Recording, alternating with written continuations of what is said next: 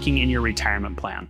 Today, we're going to go over something that I don't think gets enough talking about in retirement planning. One of the reasons why I always stand up and talk about this is I went out and got a master's in accounting, not so that I could do taxes, so that I could give my clients a strategy. And today we're going to go over one of the areas that I see happen over and over and over again, especially right now today, that is a huge concern for retirees. So today we're going to go over Dana and Shane and what happened with them. So Dana and Shane had done well. They have saved $1 million for retirement. In their account, they're very safety focused. They have $500 million or $500,000 in CDs at the bank. They have the other $500,000 in a combination of their IRAs. Now for them, between the two of them, they had Social Security coming in at about $70,000 a year. Now for them, fantastic. They didn't really need all of it to live on. They were living on just about $70,000 a year, but they had some problems that were creeping up on them that they didn't know were happening, and they didn't know about the unintended consequence. Because what a lot of people realize inside of retirement is that your Social Security isn't always taxable. And there actually is a strategy behind how do we take it and take those taxes and reduce them or eliminate them altogether for the rest of your life. So in Dana and Shane's case, the $70,000 of Social Security that they had, if that was their only income, completely tax-free through the rest of their life. Absolutely fantastic. But what they've been having this year is because of the interest coming off of the $25,000 here from the CDs, 5% down at the bank. It's been fantastic. We're actually making interest again.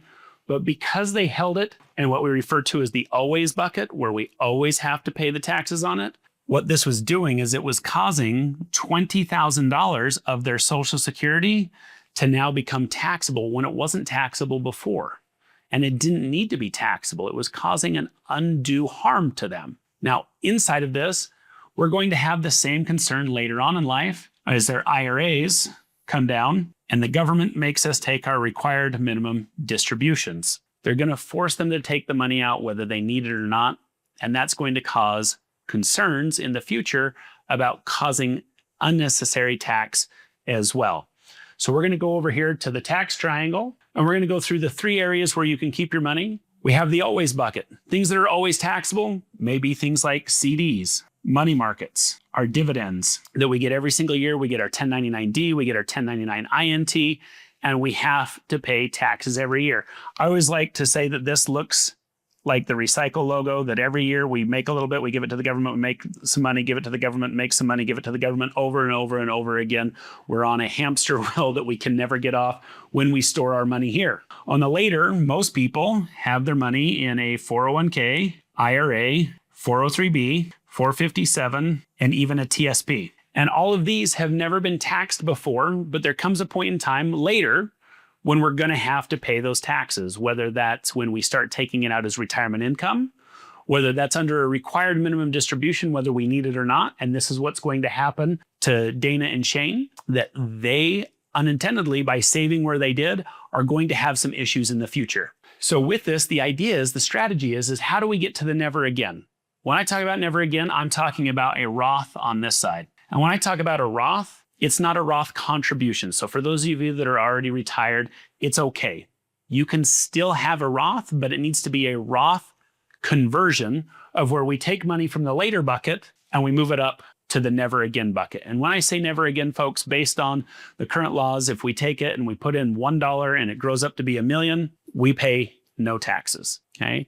So there is strategy of where we hold our money. Now, there's no difference in risk or performance between the Roth or the IRA, 401k, 403b, 457 TSP. That's just the wrapper that tells the government how to treat the gains and the taxation. So we can have the exact same investments. We just have one that's tax-free and one that's always taxable. So the idea here as well is that always money can never go to a Roth. It can only go, if we want to make it tax-free, to a 7702 subsection A of the IRS code, as a way to store that money, grow it conservatively, have it tax-free for us to spend, leave it tax-free. It's one of the only ways that we can get off of the always side of this, But inside of, for Dana and Shane, is whether it was the unintended consequence of them saying, hey, I'm going to take my Always money and I'm going to put it in the bank and I'm going to earn an interest rate, and having the unintended consequence of having their Social Security become taxable and having to pay taxes because they held it in the wrong spot, or deferring taking that money out of their later bucket, those IRAs, because they go, hey, if I touch this money, A, it's taxable and I don't want to pay taxes. B, you've now told me that it's going to cause my Social Security to become taxed. What do I do? So what we want to do is we want to build a proactive strategy that allows us to move this money and control our taxes. Now, this year is the last year of the Tax Cuts and Jobs Act in its current form. We have a phenomenal opportunity to do some planning in 2025. Hopefully it gets extended and allow us to do more planning into 2026, 2027. And regardless of what comes from the tax law, having a proactive tax strategy, regardless of what Washington sends us, is what we're talking about today.